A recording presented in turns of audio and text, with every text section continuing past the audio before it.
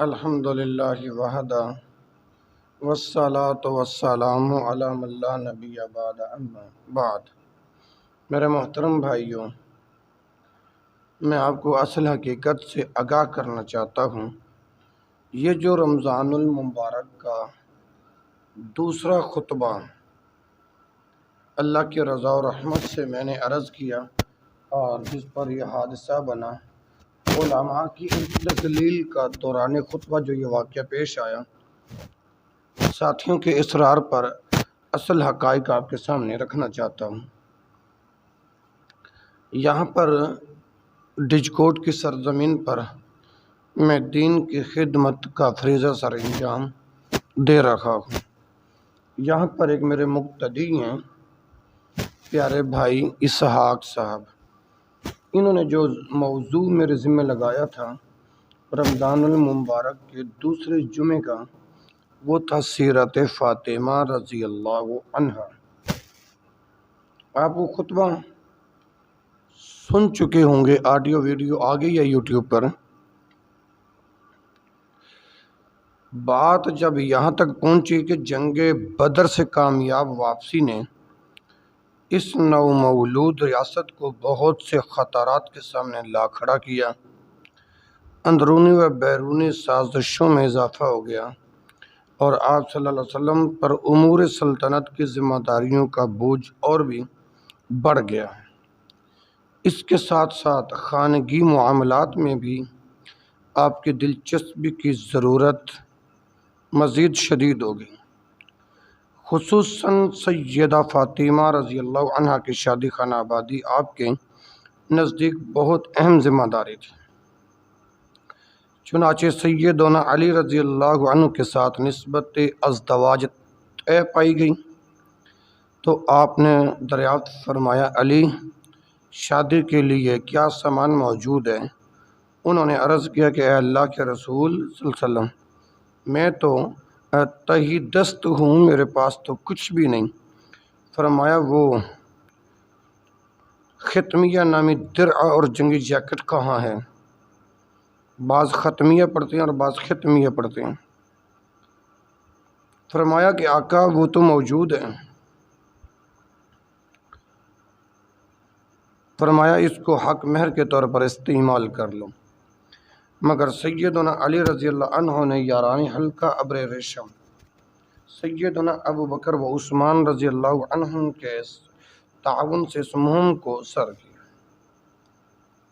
اور ان کا نکاح سیدہ فاطمہ رضی اللہ عنہا سے اس درع کے حق مہر پر منعقد ہو گیا، اور آپ صلی اللہ علیہ وسلم نے اپنے لخت جگر کو جو گھریلو استعمال کی اشیاء دیں اور جس جہیز سے نوازا وہ صرف ایک چادر، تکیہ، مشکیزہ، پیالہ اور چکی تھی۔ ناظرین و مستمعین، جب بات یہاں تک پہنچی اور یہ میں نے اختصار کے ساتھ عرض کیا، چونکہ جمعۃ المبارک کا وقت اپنا پورا ہو گیا تھا، تو یہاں پر میں نے، اور آپ کو پتہ ہے ناظرین و مستمعین، کوئی بھی خطیب جب ایسے موضوعات ذمہ لگا دیے جائیں یا وہ خود بیان کریں، ان سے جو اسباق نکلتے ہیں، جو پہلو نکلتے ہیں، ہمارے لیے جو اسباق ہوتے ہیں وہ ہر خطیب نکالتا ہے، چونکہ میں تو دین کا طالب علم ہوں۔ اچھا، میں نے اس سے یہ اسباق بھائیوں کے سامنے رکھے کہ دیکھیے جناب من، جہیز کی وجہ سے ہماری بیٹیاں بہنیں بیٹھی رہتی ہیں، لوگ کہتے ہیں، سمجھتے ہیں کہ ابھی تک جہیز نہیں بنا اور بچیوں کی رخصتی کیسے کریں۔ میں نے کہا میرے بھائیوں، اس دوران اللہ نہ کرے اگر کسی کی ماں، بہن، بیٹی اس کا فرض ادا کرنا ہے تو جہیز ایک بری لعنت ہے، اس سے بچنا چاہیے۔ اور پہلی بات، جہیز جو ہے دلہن کے ماں باپ کی طرف سے نہیں ہوتا۔ شریعت کی نظر میں جو دلہا ہے اس کے ذمہ اور اس کے والدین کے ذمہ ہے جہیز بنانا۔ ایک تو سبق میں نے یہ عرض کیا کہ جہیز ایک بری لعنت ہے اور اس سے بچنا چاہیے۔ اور اسی طرح پھر میں نے دوسری بات یہ کی کہ نیوندرا جسے نیوتا کہتے ہیں، یہ بات میں نے جب رکھی نا کہ یہ بھی ایک بری لعنت ہے، اس سے بچنا چاہیے اور یہ ہندوانہ رسم ہے۔ اس دوران یہ میرے غالباً خطبے کے آخری الفاظ تھے۔ اس دوران دو آدمی آئے، جو کچھ انہوں نے خلاف سنت عمل کیا وہ آپ دیکھ چکے ہیں ویڈیو کے اندر بھی، جو کہ زہیب میڈیا سمندری آفیشنل پر اپلوڈ ہو چکا ہے۔ ان بھائیوں نے مجھے یہ کہا کہ آپ اس بات کو چھوڑ دیں۔ ہاں، اس سے بڑھ کر میں نے یہ کہا کہ یہ نیوتا جو ہے اس سے بھی بچنا چاہیے۔ اس سے ایک رسم اور اوپر چل پڑی ہے کہ ہمارے ہاں جی گوشت تقسیم کر دیا جاتا ہے اور وہ لوگ نیوتا جو ہے، نیوندرا جسے کہتے ہیں، وہ دے جاتے ہیں۔ ایک بندے کو مقرر کر دیا جاتا ہے اور اس کے ہاتھ میں کاپی پنسل پکڑائی جاتی ہے کہ جناب اگر کسی نے 500 دیا تو وہ 1000 دے گا، 1000 دے گا تو 2000 دے گا۔ میں نے کہا بھائیو یہ کام خلاف شرع ہیں اور خلاف سنت ہیں، ان سے بچنا چاہیے۔ تو ان بھائیوں نے مجھے دوران خطبہ آ کر یہ بات کہی کہ قاری صاحب آپ ہمیں بدنام کر رہے ہیں، آپ ہمارے معاشرے کو۔ میں کہ واللہ العظیم میں باوضو روزے کی حالت میں ممبر رسول پر جو آپ کو خطبہ دے رہا ہوں یہ مطلق ہے، میں نے کسی کا نام نہیں لیا، کسی گاؤں کا نام نہیں لیا، کسی علاقے کا نام نہیں لیا، مطلقاً بات کی ہے اور عام بات کی ہے۔ اس دوران ان بھائیوں نے کہا کہ ہم اپنے باپ دادا کو جس طرح کرتے ہوئے پایا ہے ہم اسی طرح کریں گے۔ تو میں نے عرض کیا کہ محترم سورۃ یوسف سپارہ نمبر 12 اور غالباً آیت نمبر 41 ہے، باپ دادا کے نقش قدم پر چلنے کی اللہ نے کوئی سلطان دلیل نازل نہیں کی، اطیع اللہ اور اطیع الرسول کا حکم دیا۔ اسی طرح دیکھیں نا اللہ رب العالمین قرآن مجید میں بھی ارشاد فرماتے ہیں کہ یا ایھا الذین آمنوا اطیعوا اللہ واطیعوا الرسول ولا تبطلوا اعمالکم۔ اسی طرح ایک اور مقام پر بھی فَإِن تَنَازَعْتُمْ فِي شَيْءٍ فَرُدُّوهُ إِلَى اللَّهِ وَالرَّسُولِ إِن كُنتُمْ تُؤْمِنُونَ بِاللَّهِ وَالْيَوْمِ الْآخِرِ۔ حالانکہ ہمیں اللہ اور اس کے رسول کے نقش قدم پر چلنا چاہیے جی۔ اچھا تاہم جو ہوا سو ہوا، آپ نے دیکھ لیا۔ یہ ہمیشہ علماء مظلوم ہیں، دین کی آواز بلند کرنے والے، کلمہ حق بلند کرنے والے ہمیشہ مظلوم ہیں۔ دین کی تبلیغ کرتے ہوئے کئی طرح کی دشواریاں اور مشکلات کا سامنا اٹھانا پڑتا ہے۔ تاہم میرے ساتھ جو سلوک کیا گیا، میں پھر بھی ان بھائیوں کے لیے دعا گو ہوں کہ اللہ رب العالمین ان بھائیوں کو جزائے خیر نصیب فرمائے، اور ان کے حق میں کلمہ خیر کہنا چاہتا ہوں۔ اللہ تعالیٰ میرے ان بھائیوں کو باپ دادا کے نقش قدم سے بچا کر قرآن اور حدیث اطیع اللہ اور اطیع رسول کے نقش قدم پر چلنے کی توفیق نصیب فرمائیں۔ اچھا جی، تو تاہم پھر مغرب تک میرا دل بھی خفا رہا اور میں تو ان بھائیوں کے لیے دعا کرتا رہا، جیسے وہ تھا نا اللہم اہد قومی فإنہم لا یعلمون کے نقطۂ نظر کی روشنی میں۔ ہاں، پھر مغرب کے بعد پوری جماعت نے ان کے پاس گئے۔ خیر الحمدللہ وہ بھائی آیا اور انہوں نے معذرت کی اور میرا دل مطمئن اور خوش کر دیا۔ اللہ تعالیٰ ان بھائیوں کو جزائے خیر عطا فرمائے۔ تو میں بات جو کی تھی نا نیوندرا کی شرعی حیثیت، جو شادی بیاہ کے موقع پر جو نیوتا لیا جاتا ہے، میں اس کی شرعی حیثیت بھی بیان کر دینا چاہتا ہوں تاکہ اہل ایمان اور عامت الناس کے لیے یہ مسئلہ اچھی طرح واضح ہو جائے۔ تو میرے بھائیوں، برِ صغیر پاک و ہند میں اہل اسلام اور ہندوؤں کے اختلاط کی وجہ سے بے شمار خرابیوں نے جنم لیا، اور یہ خرابیاں اعتقاد و ایقان اور اعمال میں یکسر و نما۔ انہی مفاسد اور خرابیوں میں سے شادی بیاہ کے رسومات و بدعات ہیں۔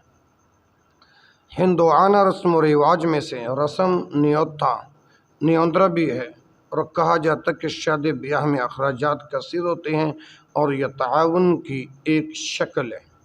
حالانکہ یہ صورت جو ہے غرض کی قبیح ترین قسم ہے، حالانکہ یہ صورت غرض کی قبیح ترین قسم ہے کہ شادی بیاہ پر کسی شخص کو رجسٹر دے کر بٹھا دیا جاتا ہے۔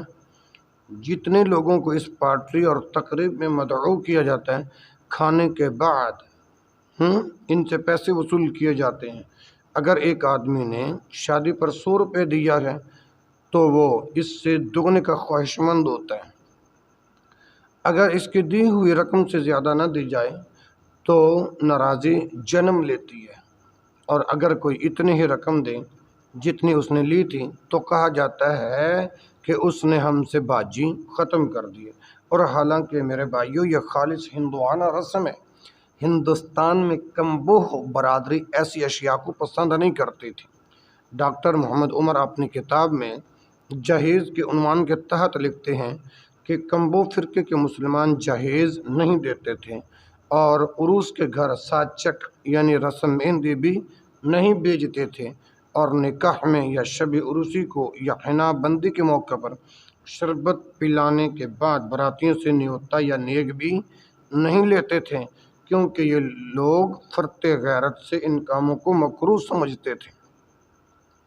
شادی کے بعد 1 لاکھ 2 لاکھ جو کچھ بھی ان کو میسر ہوتا تھا نقد اور جنس کی صورت میں داماد کو پہنچا دیتے تھے، لیکن داماد کے ساتھ جہیز نہیں بھیجتے تھے تاکہ دکاندار، راہگیر اور دوسرے تماشا بین گھروں کی چھتوں سے اس مال کو جاتے نہ دیکھیں۔ پھر آگے لکھتے ہیں، اور اس طرح شربت پلانے کے بعد نیگ اس وجہ سے نہیں لیتے تھے نیوتا کہ بعض غریب اور نادار حاضرین شرمندہ ہوں گے، یا بعض لوگ غرض لے کر دیں گے اور انہیں زیر بار ہونا پڑے گا۔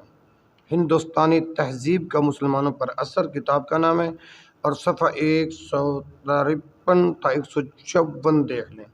اسی طرح مولانا عبید اللہ ملیر کوٹی نے تحفۃ الہند صفحہ 184 میں 184 میں ہندوؤں کی رسومات میں کھٹ کا تذکرہ کیا ہے۔ باہر کہف نیوندرا اور کھٹ یا خالص ہندوؤں کی رسم ہے۔ ہمیں اغیار کے رسومات سے بچنا چاہیے، کیونکہ رسول اللہ صلی اللہ علیہ وسلم نے فرمایا کہ من تشبہ بقوم فہو منہم۔ ابو داؤد کتاب اللباس میں یہ حدیث موجود ہے، 4031 نمبر ہے۔ مسند احمد کے جلد نمبر 2 صفحہ 50 اور 92 اور حدیث کا نمبر ہے 5114، 5115 اور 5667۔ من تشبہ بقوم فہو منہم، جس نے کسی قوم کی نقالی کی وہ انہی میں سے ہے۔ دوسری بات یہ ہے میرے بھائیوں، یہ ایسا قرض ہے جو مرنے والا اپنے بعد اولاد در اولاد کے لیے چھوڑ جاتا ہے، اور قرض کی ادائیگی جب تک نہ ہو جنازہ پڑھنا بھی رسول اللہ صلی اللہ علیہ وسلم پسند نہ فرماتے تھے۔ اور تیسری بات یہ ہے کہ اگر کوئی فرد کسی دوسرے پر احسان یا تنگی میں اس کا تعاون کرنا چاہے تو اسے اپنے احسان کا بدلہ زیادہ دینے کی توقع سے نہیں کرنا چاہیے، کیونکہ اللہ رب العالمین کا ارشاد ہے سورۃ المدثر کی آیت نمبر 6 میں وَلَا تَمْنُن تَسْتَكْثِرْ، اور احسان کر کے زیادہ لینے کی خواہش نہ کرو۔ ابن عباس رضی اللہ عنہ فرماتے ہیں لا تؤتی العطیۃ تلتمس افضل منہا، تفسیر طبری جلد نمبر 23 یعنی 23 اور صفحہ نمبر 14۔ لا تؤتی العطیۃ، کسی کو ایسا عطیہ و تحفہ نہ دو، تلتمس افضل منہا، کہ اس سے افضل کا مطالبہ کرو۔ اور میرے بھائیو یہی تفسیر اکرمہ، مجاہد، عطا، طاؤس، ابو الاحوص ابراہیم نخعی، ضحاک، قتادہ اور سدی وغیرہ ہم سے مروی۔ ابن کثیر جلد نمبر 6 صفحہ 240، الدر المنصور جلد نمبر 8 صفحہ 301، تفسیر طبری اپنا جلد نمبر 12 صفحہ 302 اور 303۔ لہٰذا یہ رسم نیک، نیوتا، نیوندرا، ہندوانہ رسم اور غرض کی بری قسم اور کسی سے نیکی کر کے زیادہ کی حرص اور مطالبہ جیسی امور پر مبنی ہے، اس لیے اس سے کلی اجتناب برتنا چاہیے۔ اللہ تعالی ہمیں ان رسومات سے محفوظ فرمائے، آمین۔ یہ میں نے جواب عرض کیا ہے، اور یہی جواب اللہ کی رحمت سے اس خطبہ جمعہ کے اندر بھی چل رکھا گیا۔ عوام الناس سے انصاف کی اپیل ہے کہ آیا کہ یہ بات میں نے صحیح کہی ہے یا غلط کہی ہے۔ ہمیں تو لقد کان لکم فی رسول اللہ اسوۃ حسنہ کے تحت زندگی بسر کرنی چاہیے نا جی۔ لیکن میرے بھائیوں، یہی بات میں نے اللہ کی رحمت سے کی ہے، تاہم اگر کسی اہل علم کے نزدیک نیوندرا، نیوتا جائز ہیں تو میں ان سے گزارش کروں گا کہ وہ مجھے دلائل دے کر میرے علم میں اضافہ ہو جائیں اور میں آپ کے لیے دعا گو ہوں۔ اگر ایسی بات نہیں ہے تو پھر عوام الناس کو ان مسائل سے ضرور آگاہ کرنا چاہیے۔ کیا کرنا چاہیے؟ ضرور آگاہ کرنا چاہیے۔ تو میرے پیارے بھائیوں، یہ ہے وہ وقوع جو میں نے آپ کی خدمت میں چند گزارشات عرض کی، اور پھر میں یہ بات بھی کہی ہے کہ رسول اللہ صلی اللہ علیہ وسلم کی 4 بیٹیاں تھیں نا، تو رسول اللہ صلی اللہ علیہ وسلم نے اپنی 4 بیٹیوں کا فرض بھی تو ادا کیا ہے۔ آیا کہ رسول اللہ صلی اللہ علیہ وسلم نے اپنی 4 بیٹیوں کو کتنا جہیز دیا تھا، اس کی بھی وضاحت کی جائے، اور ان پر جو نیوندرا، نیوتا، نیگ وغیرہ جو اگر رسول اللہ صلی اللہ علیہ وسلم نے لی ہے تو اس کی بھی وضاحت کی جائے۔ اگر کتاب و سنت کے اندر اس کے دلائل موجود ہیں تو مجھے وہ دلائل کوئی اہل علم بھائی دے دے، میں انشاءاللہ الرحمن میرے علم میں اضافہ بھی ہو جائے گا، اور میں علل اعلان اپنے موقف سے رجوع کروں گا اور معافی بھی مانگوں گا۔ اگر ایسی بات نہیں ہے تو پھر ہر اہل علم کو ان مسائل سے عوام الناس کو آگاہ کرنا چاہیے اور کلمہ حق کی خاطر آواز کو بلند کرنا چاہیے۔ امید کرتا ہوں کہ آپ کو اصل حقیقت سے جو ہے آپ مطمئن ہوں گے اور میرے لیے دعا گو ہوں گے۔ اللہ رب العالمین دین کی تبلیغ کے میدان میں اللہ مجھے تکالیف، دشواریاں برداشت کرنے کی توفیق نصیب فرمائے، اور عوام الناس کو کلمہ حق سننے، برداشت کرنے اور عمل کرنے کی توفیق نصیب فرمائے۔ واللہ اعلم، ھذا ما عندی، سبحانک اللہم و بحمدک، اشہد ان لا الہ الا انت، استغفرک و اتوب الیک، وآخر دعوانا الحمد للہ رب العالمین۔